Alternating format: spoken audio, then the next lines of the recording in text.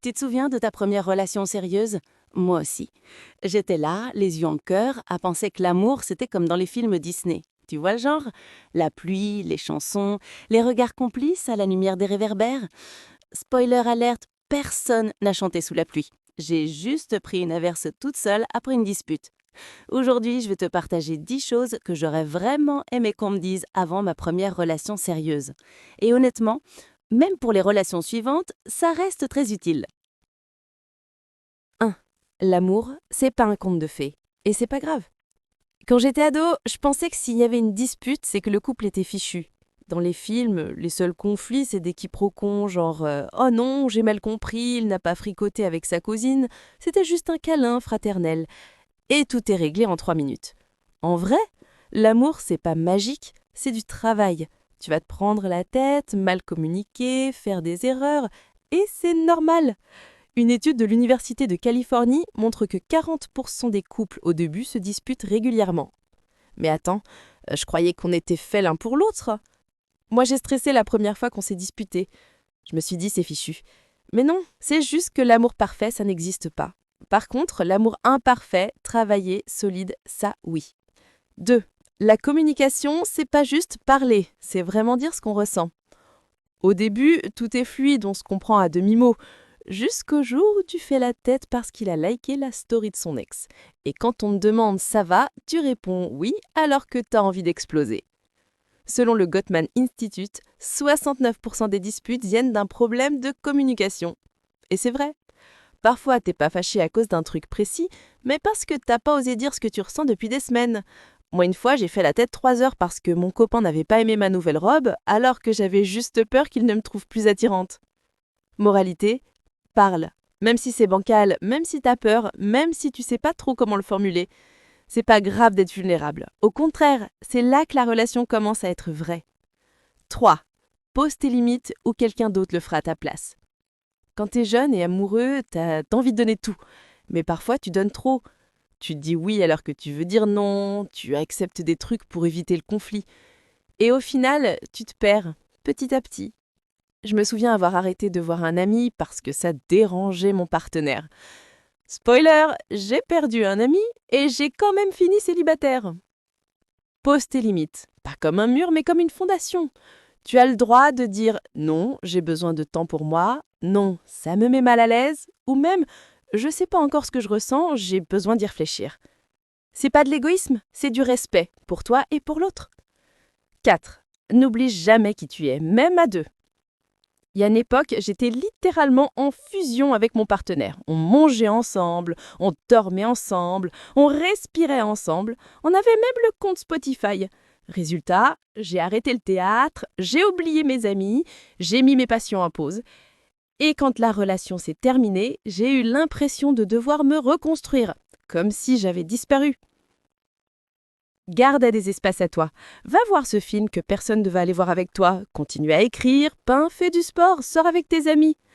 Tu dois rester une personne complète, pas une moitié d'un tout.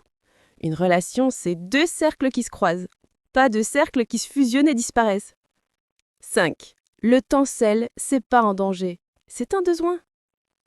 J'ai longtemps cru que si je passais pas chaque minute avec mon partenaire, ça voulait dire qu'on s'éloignait.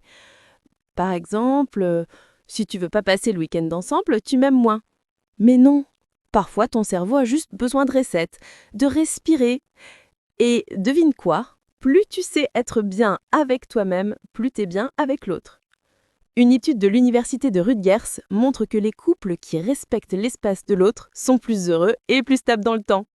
Alors prends ton moment, une balade solo, une soirée avec toi-même, un journal d'intime.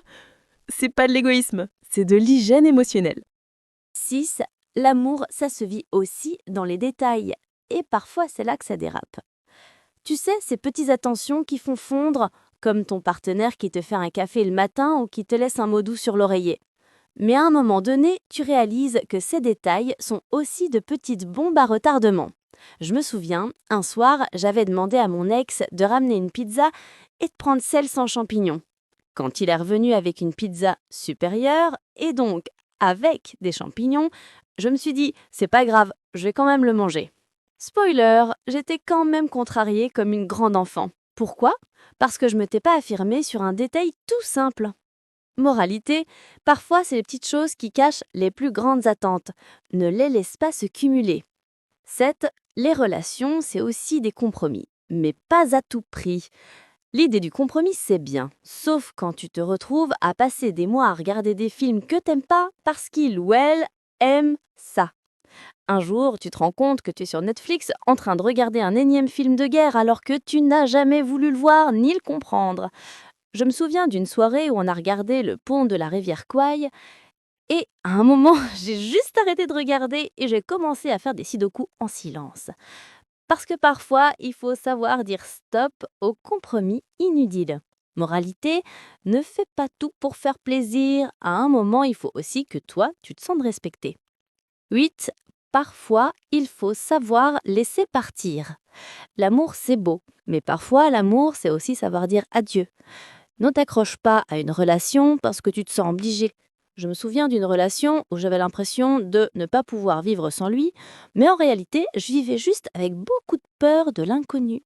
Ce genre de peur, ça t'empoisonne. Apprends à écouter ton intuition. Moralité, l'amour ne doit jamais rimer avec dépendance, et parfois la plus grande preuve d'amour, c'est de laisser l'autre être libre. 9. Tu n'es pas responsable des émotions de l'autre.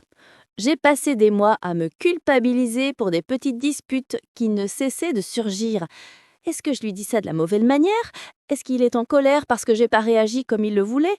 Jusqu'à un jour où j'ai compris. Je n'étais pas responsable de ses émotions. Parfois, tu ne peux pas contrôler comment l'autre se sent. Tu peux seulement gérer ce que toi tu ressens et comment tu réagis. Moralité, arrête de vouloir réparer l'autre à tout prix. Il faut d'abord savoir se réparer soi-même. 10. L'amour, c'est aussi apprendre à pardonner, même à soi-même. On a tous fait des erreurs en amour, des choses qu'on regrette, des maladresses qui ont blessé l'autre, ou même des comportements qu'on ne comprend pas. Mais on est souvent nos pires juges. Moi, je me souviens d'un moment où j'avais fait un énorme faux pas, et j'ai passé des semaines à m'en vouloir. Je pensais que si je ne m'excusais pas assez fort, ou si je ne me punissais pas moi-même, l'autre allait me pardonner. Mais le pardon, c'est pas une monnaie d'échange, c'est un processus. Pas juste pour l'autre, mais pour soi aussi. Je me suis rendu compte qu'en me pardonnant à moi-même, j'avais fait un grand pas pour réparer la relation. L'amour, c'est pas qu'un feu d'artifice, c'est aussi ces moments où, malgré les fautes, tu choisis de recommencer. Moralité, apprends à pardonner, non seulement à l'autre, mais aussi à toi, parce qu'au fond, tout le monde fait des erreurs. C'est ça l'amour humain. Voilà, c'était les 10 leçons que j'aurais aimé avoir dans la tête avant de tomber amoureux pour la première fois. Mais bon, c'est en se brûlant qu'on apprend que le feu, ça brûle. Et toi, qu'est-ce que tu aurais aimé savoir avant ta première relation sérieuse? Partage ton anecdote en commentaire, j'ai hâte de lire vos histoires et de compatir. Si cette vidéo t'a plu, like, abonne-toi et partage-la à cet ami qui tombe amoureux tous les 2 mois. Et surtout, prends soin de toi, ton cœur mérite que tu l'écoutes. À très vite pour une nouvelle vidéo.